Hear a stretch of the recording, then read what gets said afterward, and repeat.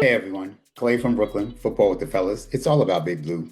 Here to talk about our salary cap. So, as you know, next weekend is the June 1st date that we've been talking about for a long time. As of June 1st, teams have different salary cap implications. Anyone that you release prior to June 1st, their dead cap money, if any, all hits on this year.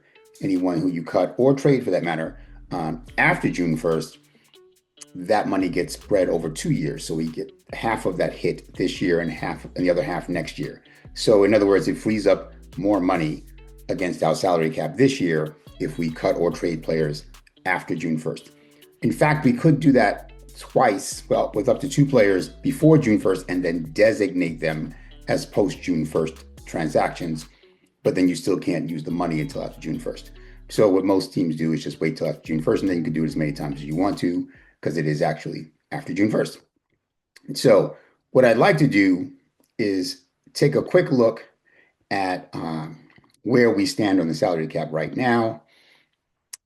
As I mentioned in an earlier episode, we were 32nd, dead last in the league in salary cap space up until a few days ago when we did something that I've been predicting for several months now, which is to restructure Brian Burns' deal. You see that Brian Burns' cap hit now is only $17.75 million this year. It was $29.75 million up until a few days ago. We freed up $12 million from his salary cap hit for this year by turning some of that money into a signing bonus. And it allows us to spread it out over the length of his contract. I expect us to do the same thing with Dexter Lawrence and or Andrew Thomas, who are at this point our two highest salary cap hits for the year. They are players who I'm fairly sure we have long-term interests in. We intend to keep them around for years. So there's no reason not to turn some of their money into signing bonus. They'll get the same amount of money in their hands, but for accounting purposes, that would allow us to look at it as something that hits next year. So I expect us to do that already, not already, soon. We've already gotten to the point where we now have almost $6 million in salary cap space, and we only had $1 million last week. So we have already made some improvements just with what we just did with Brian Burns' deal. So I expect us to do more of the same. And in fact, I think we're going to do a few things. So one of the things that I think we're going to do is to make some trades and or cuts, but hopefully trades after June 1st. And some of the people that I think we're going to trade or cut are Nunez Roches. I think he's got to go. If we do, we save $3.6 million. Graham Gano, if we trade or cut him after next week, we save $4.4 million. Devin Singletary would save us $5 million. And here's one I don't think very many people are talking about, but I would say is a very strong possibility, candidate for, at the very least, telling him that we need to restructure his deal. And if he doesn't agree to that, then we either trade or cut him. John Runyon Jr. I think John Runyon is a solid pass blocking guard. But if we trade him after June 1st, we would save $9.25 million against the cap. For a team that only has $5 million against the cap, and again, that's with only 51 players counting against the cap, which is how the accounting works during the preseason. When we get down to the final cuts and get down to the final 53, then we have to include not only two more players to get to 53, but then we also have to include the practice squad and anyone who may have been on IR or any other injury settlements. So all of that money would then start to count against the cap. So we don't have nearly enough money right now to start the season with. So we have to free up some money. The biggest place we can free up money is, of course, with the restructuring of Dexter Lawrence and Andrew Thomas. But the next biggest is John Runyon. I wouldn't be surprised, especially if a couple of weeks from now into camp, it looks like Evan Neal and or Marcus Bowe really do have some potential at guard. I wouldn't be surprised if we say to John Runyon, look, we'd love to keep you. And if you're willing to, redo your deal and take a serious salary cut like we did with Darius Slayton a couple of years ago, sure, we'll keep you. But we can't keep you at this salary that we signed you for. And again, we would save $9.25 million to get rid of him. So that's what I think is going to happen. I think we're going to go with Evan Neal and or Marcus Bowe and let John Runyon bring us back, a sixth or a seventh round pick, hopefully. Sometime during camp, I think we're also going to cut Greg Dulcich, the tight end, who is like tight end 5 now or so. That would save us $1.4 million. Victor Dimu KJ is out for the year with an injury settlement. That's going to save us $1 million already.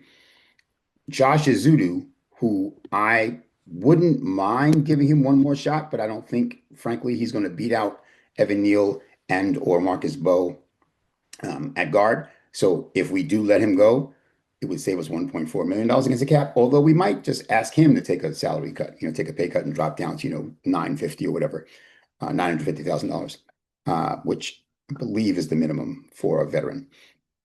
And defensive back Raheem Lane, who I don't see him, making the 53 anyway, but he would save us $1.1 million. And then finally, Eric Gray. Maybe if we get rid of Singletary, we keep Gray. But honestly, I would rather move on from Gray as well, and that would save us $1 million. Now, when I say would save us this money, obviously you would then replace these people with someone else. So you're not saving us all of that. If you add up everything I just said, those players, Nunez, Roches, Gano, Singletary, Runyon, Dulcich, Dimu KJ, Ezeudu, Lane, and Gray, would add up to just over $28 million in savings. But that's 9 players, and then those 9 players would have to be replaced. Right now, our top 51, the 52nd player, because the top 51 is what counts against your cap, the 52nd highest player on our 90-man roster makes $1.08 million.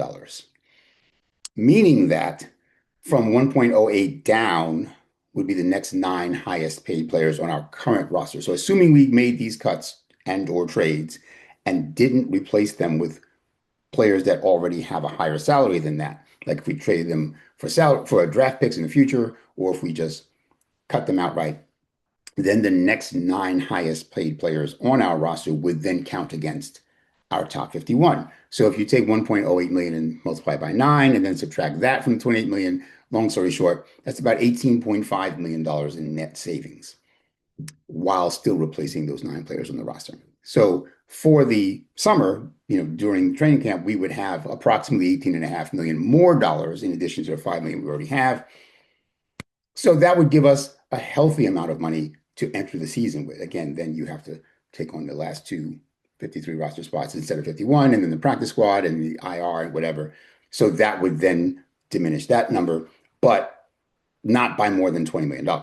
So getting to that $23-24 million cap space now is important, so that by the time the season starts, maybe we still have 10 million.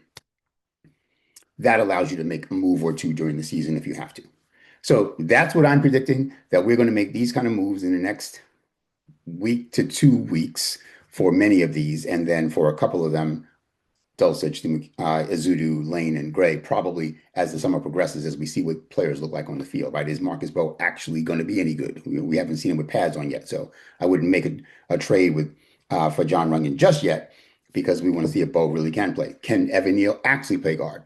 He looks like he can. He certainly was a very good run blocking tackle last year. Not very good, but a solid run blocking tackle last year. Certainly way better than a pass blocking tackle. So there's hope that we have some depth at guard, and Greg Van Roten is back. So that's already one spot that could theoretically be taken by Greg Van Roten at right guard, and then the rest of them are competing for left guard. In any event, that's what I think. I'd love to hear what you think. Please grab that like, share, subscribe options, and drop us a comment. Let me know what you think about what I think. Clay from Bklyn, Football with the Fellas, all about Big Blue, and I'm out.